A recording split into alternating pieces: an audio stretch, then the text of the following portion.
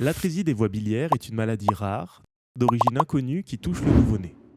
Elle est le plus souvent isolée, mais dans 10 à 20% des cas, elle est associée à une polysplénie ou à des malformations intestinales et ou cardiaques et ou vasculaires et ou de positionnement des organes.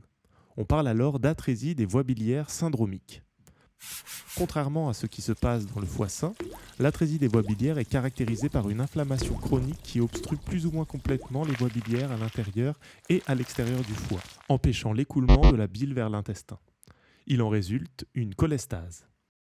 Les premiers signes de la maladie sont une jaunisse qui persiste au-delà de la 2e semaine de vie, des selles qui se décolorent progressivement et de façon permanente, des urines foncées.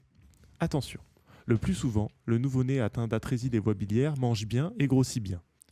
Une prise de sang permettant de doser la bilirubine conjuguée confirme que la jaunisse du nouveau-né est liée à la cholestase.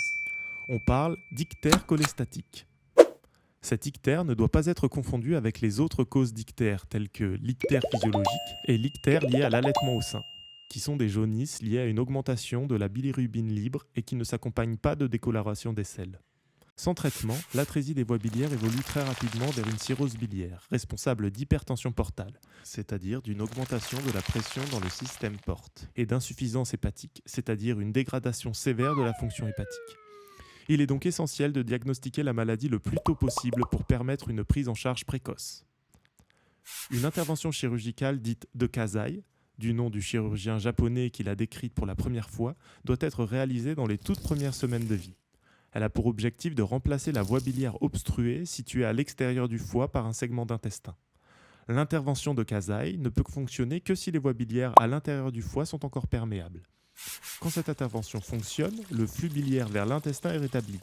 L'évolution vers la cirrhose est ralentie, voire stoppée. Cependant, elle peut alors avoir pour complication une infection des voies biliaires appelée cholangite. Des bactéries de l'intestin remontent vers le foie et infectent les voies biliaires à l'intérieur du foie. Ce risque de cholangite existe quand la vésicule biliaire n'a pas pu être utilisée pour réaliser l'intervention de Kasai, ce qui est le plus souvent le cas. Un traitement antibiotique à l'hôpital est alors nécessaire. Toutefois, à long terme, du fait de l'atteinte associée des voies biliaires à l'intérieur du foie conduisant à une détérioration progressive du fonctionnement du foie, une transplantation hépatique est généralement nécessaire. Si l'intervention de Kasai ne fonctionne pas, ou si elle n'est plus réalisable car le diagnostic a été fait trop tard, l'évolution vers la cirrhose biliaire est inéluctable et rapide, et une greffe du foie est nécessaire le plus souvent au cours de la 2e année de vie. Les enfants atteints d'atrésie des voies biliaires, greffés ou non, ont besoin d'un suivi médical à vie en centre hospitalier de compétences ou de référence maladies rares du foie.